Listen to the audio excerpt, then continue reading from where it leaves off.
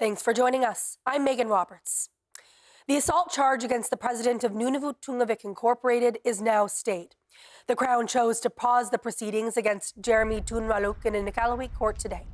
While the Crown is choosing not to move forward with its prosecution right now, it could continue later on, and it has 1 year to do so. Tunraluk was not present for the proceedings. Iqaluit RCMP charged him with assault causing bodily harm last December. His defense lawyer says Tunraluk is pleased that the Crown has stayed the charge and that it was his intention to maintain his innocence throughout the matter. An NTI spokesperson says Tunraluk remains on unpaid leave while the board determines its next steps.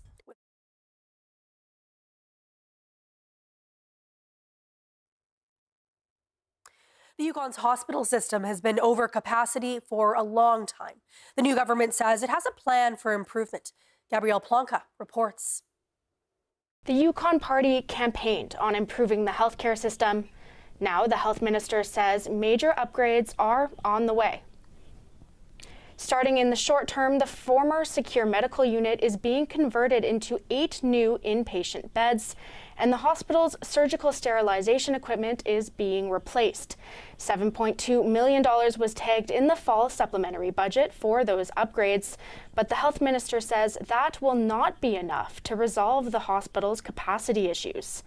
The Yukon Hospital Corporation's annual report says the Whitehorse Hospital is usually at capacity, and the emergency room in Watson Lake has also seen a significant increase in emergency visits, and the overall complexity of patient needs is becoming more urgent and complex.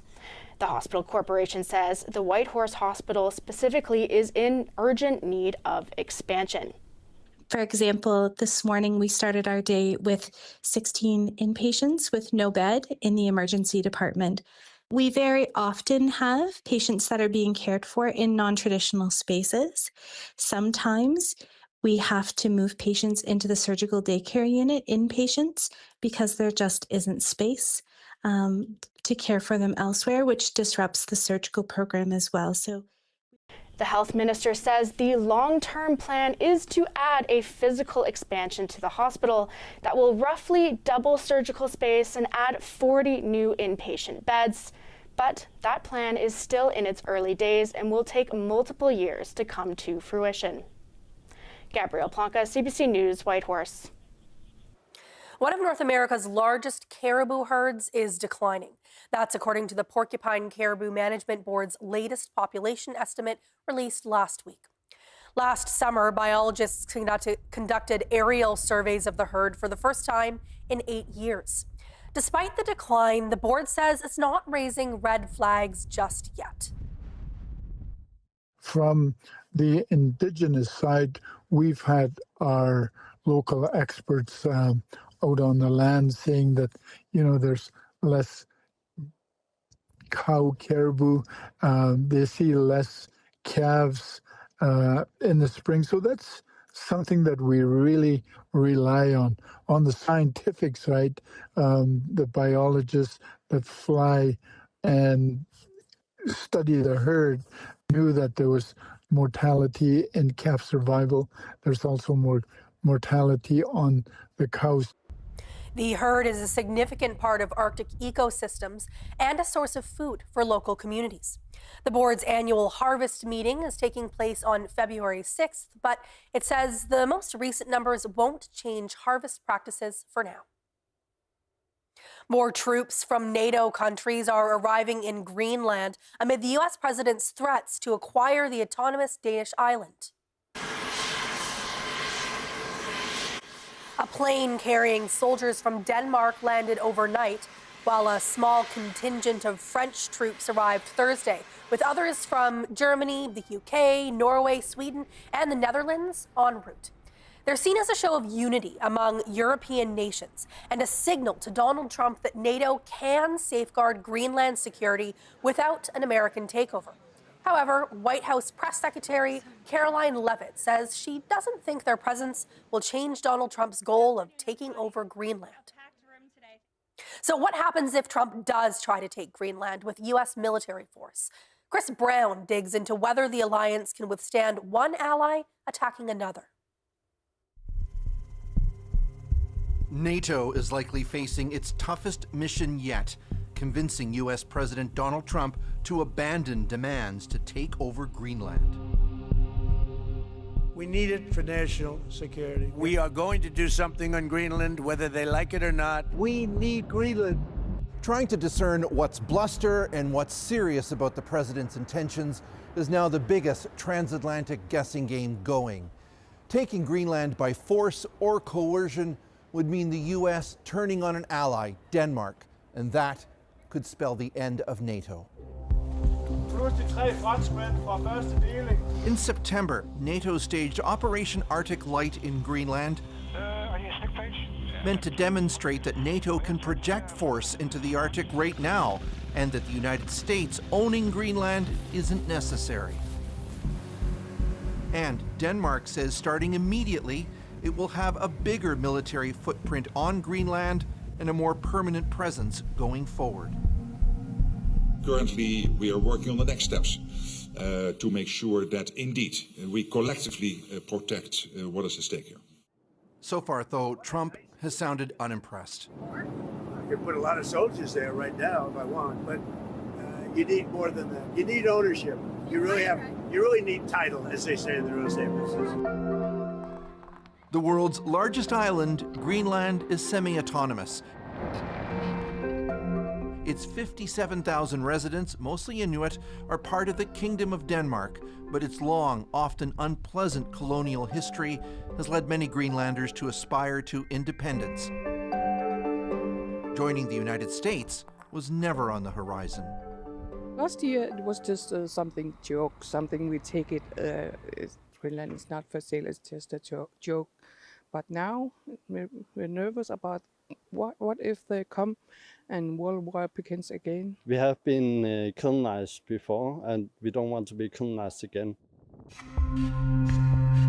Right now, the 1951 defense agreement with Denmark means the United States can keep as many troops in Greenland as it wants.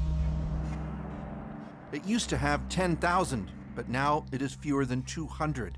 So if Trump's desire is for a bigger Arctic footprint, it's easy to achieve.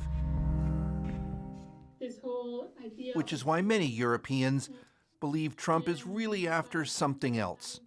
If the goal is to actually take Greenland away from Denmark, if that's the goal, how does NATO survive that? That is the really, really good question. I think we're starting to see that this is not really about either national security, international security, or resources. I think it's about Trump's legacy. I think it's about him wanting to expand the American territory. The capture of Venezuela's president has intensified the urgency. Trump ordered the high-risk capture of Nicolas Maduro, ignoring the principle of national sovereignty and prompting Denmark's leader to sharpen her messages about Greenland. If the United States chooses to attack another NATO country militarily, then everything stops. That is, including NATO, and thus the security that has been provided since the end of the Second World War. I think it will be a breakdown of rule of law and international law and existing agreements and treaties, and I think that would be a bad outcome and a big shame for us, because I think we have all prospered a lot from the NATO alliance. I know in NATO you guys do and did all sorts of planning for every imaginable contingency. The situation that's unfolding now in Greenland, was that one of them? No. We are preparing plans for our adversaries, not for our allies. How does all this leave you feeling? It's a bit weird. I think NATO is too important for the United States, and therefore I cannot imagine that this will lead to an invasion of the United States in Greenland. Rob Bauer, until recently NATO's top soldier, believes it's possible to win Trump over with strong demonstrations of force by NATO, such as exercises, and by appealing to other Americans who support the alliance. If you look at the Senate, there's a large majority for NATO. In the United States, the last polling indicates an increase in support for NATO. It's now 70%, which is quite high for the US in the last couple of months. If the president would turn away from NATO, he will have to do a lot of explaining inside his own nation. NATO has been tested by internal crises in the past and shown resilience. In 1966, France pulled its forces out of unified NATO command and didn't return until 2009. Turkey and Greece, both NATO members, have come close to going to war against each other. And there was deep acrimony over the US invasion of Iraq in 2003. Each time, nations pulled back before causing lasting damage to the alliance, says Bauer. This is the way President Trump, probably his whole life, it has worked. It's put a lot of pressure on your opponent and then slowly let the pressure go and basically get what you want. I think that's still what we see here. Donald Trump has not said how he intends to get Greenland. He could push Greenlanders to accept some kind of association with the United States. He could buy the island, try to annex it, or invade it. Every major political party in Greenland has said they don't want to become Americans and that Greenlanders must decide their own future. Donald Trump appears to believe he can get ownership of Greenland and stay in the NATO military alliance. The message he's hearing back is he can't have both.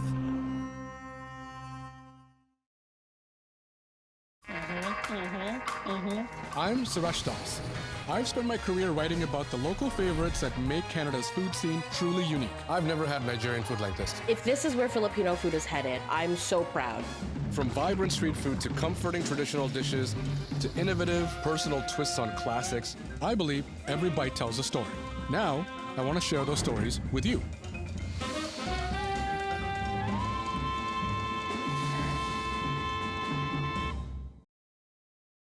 Where does bravery live? In Marie-Philippe Poulin, who went from playing in a boys' league to trailblazing a pro women's league. And in Cynthia Appia, who refuses to let the high cost of sports slow her down. It lives inside Piper and Paul, who use every fall as a chance to bounce back even higher. Where does bravery live? Inside every Canadian, in the moments that define us. I'm heading to the African continent and across the diaspora to speak with activists, artists, athletes. I'm Amanda Paris, always pushing the conversation forward. And this is For the Culture. Are you serious? And shuffles off upstairs, all secretive. I find the process therapeutic. Coronation Street on CBC TV and stream on CBC Gem.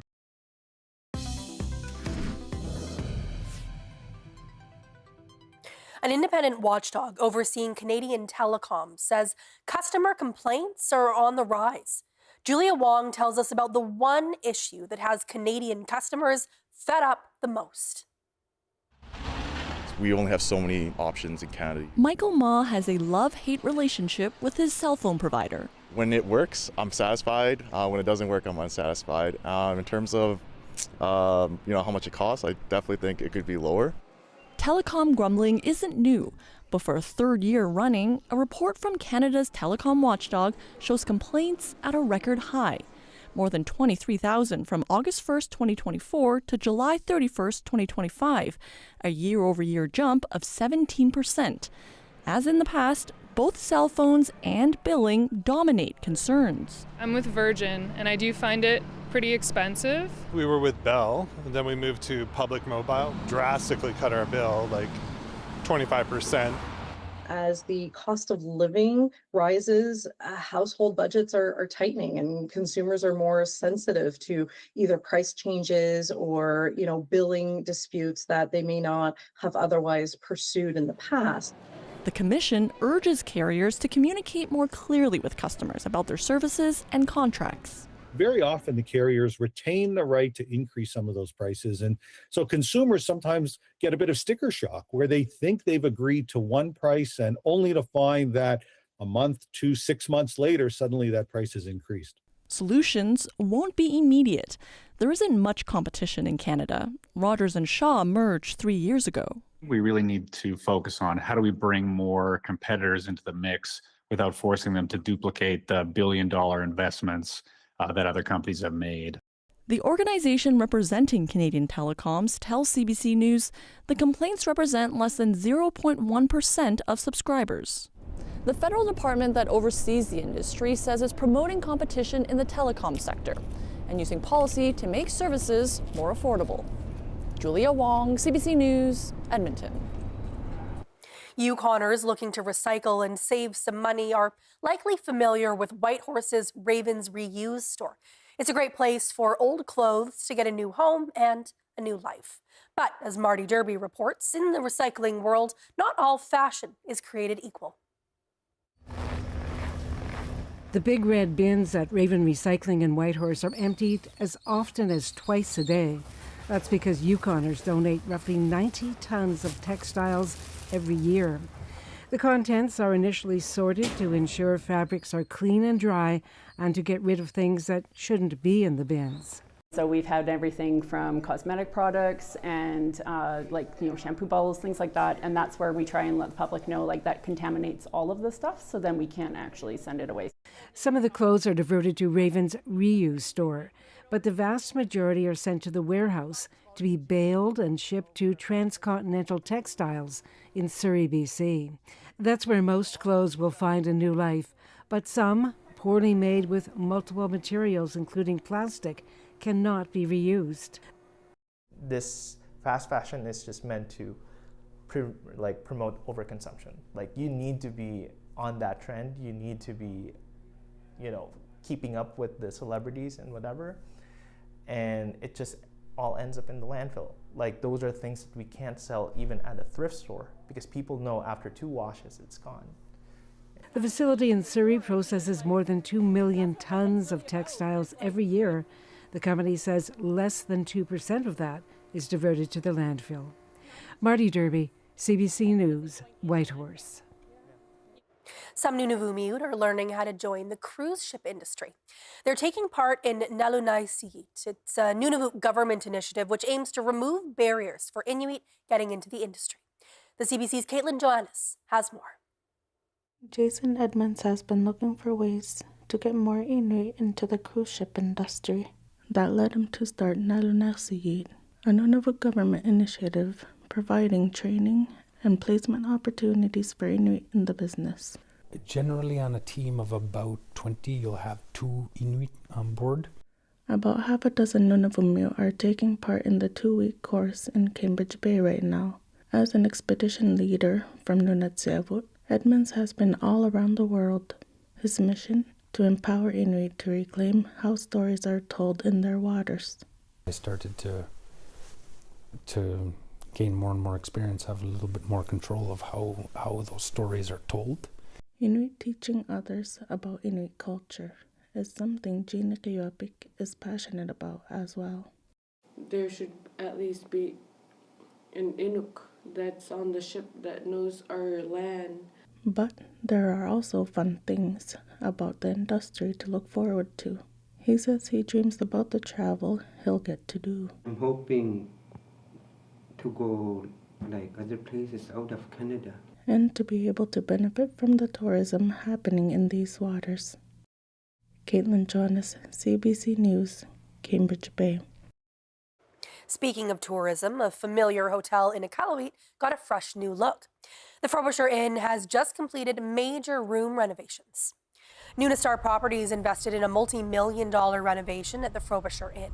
96 rooms have been updated. The work took more than 5.5 months, and it wrapped up last month.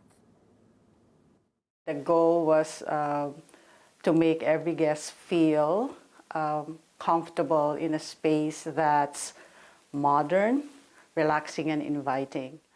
The renovations include new beds, new headboards, larger TVs, and updating lighting and bathrooms. No matter how remote, no matter how inaccessible, communities and people across northern Saskatchewan are connected by a collection of radio stations. But they serve as more than just a place to hear the latest music. They're crucial lifelines when danger strikes and a center point for language and culture. The CBC's Ethan Williams visited one station in La Ronge to hear more. So I'm just doing an intro, It's 10 a.m. at the Missinippi Broadcasting Corporation building in La Ronge, and Missinippi Achimewin is on the air. Well, Abel Charles hosts this program for an hour each weekday, speaking almost entirely in Cree. He started with MBC when it was founded 40 years ago. I'm supposed to be here, I think. I get to listen to elders, visit elders, and my cultural knowledge is enriched, the language is enriched, and I really like the job, and I think this is what I'm supposed to be doing. And a big part of his job is interviewing other Cree speakers to hear their perspectives. I've heard stories that the people in North Battleford are running to the fort and hiding in there because they're shooting. The Indians were coming and they were shooting. What the indigenous people telling me was, yes, we were going to North Battleford, but we were shooting rabbits along the way.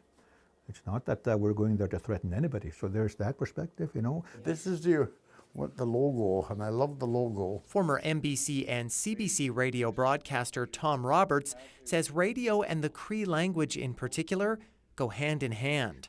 Whatever you're talking about, you describe what you're talking about. And that's how radio works. You describe what you're talking about.